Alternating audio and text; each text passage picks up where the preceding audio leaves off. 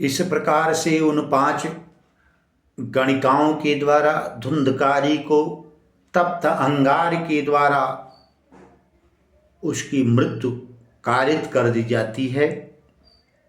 और तम देहम मुचुर्गर्ते प्रायः साहसिका स्त्रियः, उन साहसी 5 स्त्रियों को देखो कितना बड़ा साहस कि जो पति उसकी सेवा शुश्रूषा में लगा है, चौर कर्मादि कर्म कर रहा, गर्हित कर्मों को कर रहा, उसको भी मार करके गड्ढा खोद करके उसी में छोड़ देती हैं। न ज्ञातम तद्रहस्यम शतु केनापीदम तथापि च तथैव च। कोई पूछता भाई धुंधकारी कहाँ के, बहुत साथी भी तो रहे होंगे, क्योंकि गंदे नाली में कीड़े बहुत पाए जाते हैं, तो दुष्ट संगति में संख्या अधिक होती है। कोई भी दुष्ट संगति देख लीजिए, उसमें संख्या बल ज्यादा है, और जहां सत्संगति है वहां संख्या बल थोड़ा कम हो सकता है, लेकिन अच्छे विचारधारा के लोग होंगे।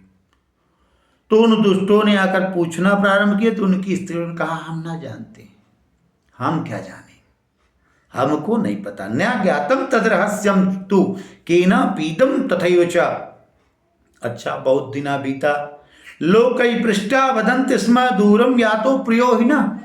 कोई पूछता तो उससे कह देती कि किसी कारणवश देश परदेश गए हैं, आगमिष्यति वर्षेस्मिन् वित्त लोभ विकर्षिता, 1 वर्ष के बाद वो आएंगे।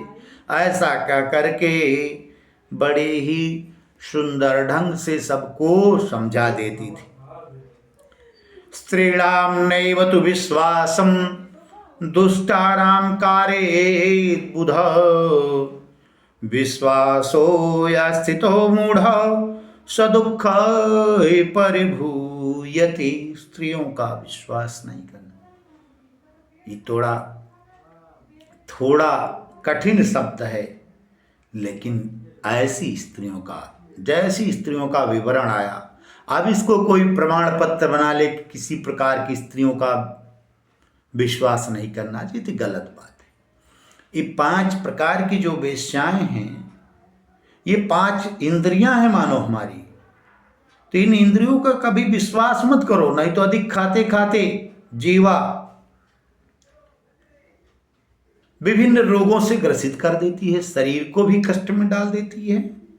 ये नेत्र गलत दृष्टि देखते देखते इनमें दूषित कलुषता आ जाती है। मन, ये कान गलत प्रकार की श्रवण करने से दुष्ट चित्त हृदय में बसने लगता है। ठीक उसी प्रकार से उन्होंने कहा दुष्ट स्त्रियों का विश्वास नहीं करना चाहिए। स्त्रीणाम नैव विश्वासम दुष्टानाम कारेत् बुध, दुष्टानाम स्त्रीणाम विश्वासम न कारेत् बुध। विद्वानों द्वारा दुष्ट स्त्रियों का विश्वास नहीं करना चाहिए। क्यों? विश्वासे या स्तुतो मूढ़ सा दुःखं परिभूयते। जो मूढ़ विश्वास करता है दुष्ट स्त्रियों का, वो निश्चित ही दुख को प्राप्त करता है। यह स्पष्ट बातें हो गई। दुष्टा स्त्रीणाम विश्वासम नैव कर्तव्यम, यह विश्वसेत सा दुखम प्राप्नुवन्ति।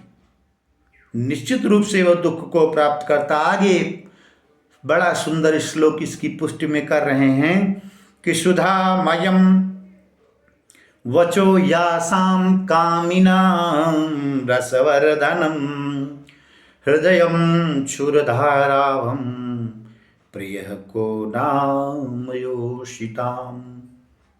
सुधामयम, सुंदर वाणी, बड़ी मधुर वाणी, अमृत के समान बोलने वाली, कामिनाम रसवर्धनम, वे स्त्रियां जो हृदयम क्षुरधारावम, क्षुरे की धारा को लेकर हृदय में रहने वाली, प्रिय को नाम योषिताम, ऐसी स्त्रियों भला किसको प्रिय नहीं, लेकिन बच के रहना चाहिए।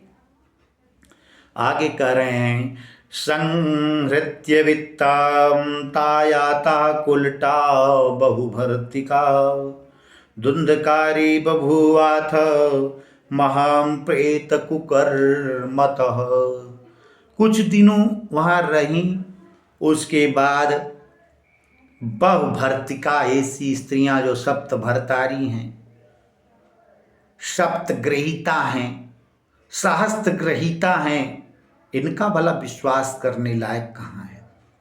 ये बहुभर्तिका अनेक पतियों वाली स्त्रियों का देखिए धुंधकारी मान प्रेत हो गया। क्यों? क्योंकि इसकी कोई क्रिया भी नहीं और दैहिक कर्म भी नहीं किया गया। इन स्त्रियों ने उसको मारकर उसी के घर में गड्ढे में गाड़ करके उससे यह कह दी कि बहुत सारा धन कमाने के लिए परदेश चले गए। आज इसकी अधोगति हो जाती है और उच्च श्रेणी का प्रेत हो जाता है।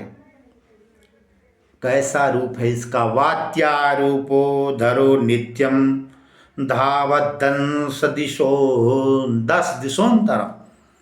वायु का रूप धारण करके वो धुंधकारी प्रेत चारों तरफ दौड़ रहा है, जल की इच्छा से, पिंड की इच्छा से। और सीता तप परिक्लिष्टो निराहारो पिपासिता। शीत, गर्मी, बरसात सब कुछ सहन कर रहा है, निराहारो पिपासता, प्यासा भूखा। वह प्रेत पूरी तरह से परेशान है। न लेभे शरणं क्वापि हतैवेति मुहुर्वहन् वदन् कियत्कालेन गोकर्णो मृतं लोकाद बुध्यत।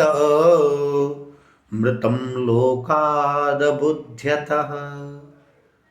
न लेभे शरणम, किसी के शरण में नहीं जा पा रहा है। क्यों? क्योंकि प्रथम श्रेणी का प्रेत है और कुछ काल के पश्चात गोकर्ण जी को इसके मरने का समाचार प्राप्त हो जाता है। फिर क्या था? गोकर्ण जी जिस तीर्थ में थे वहीं उसके लिए कुछ न कुछ पिंडदान, तर्पण इत्यादि करते रहते थे। आगे गया श्राद्ध भी कर दिए, लेकिन इसकी मुक्ति नहीं हुई। आगे इस धुंधकारी की कथा को हम लेकर के अगले वीडियो में पुनः उपस्थित होंगे। तब तक के लिए जय श्री कृष्ण, जय श्री राधे श्याम।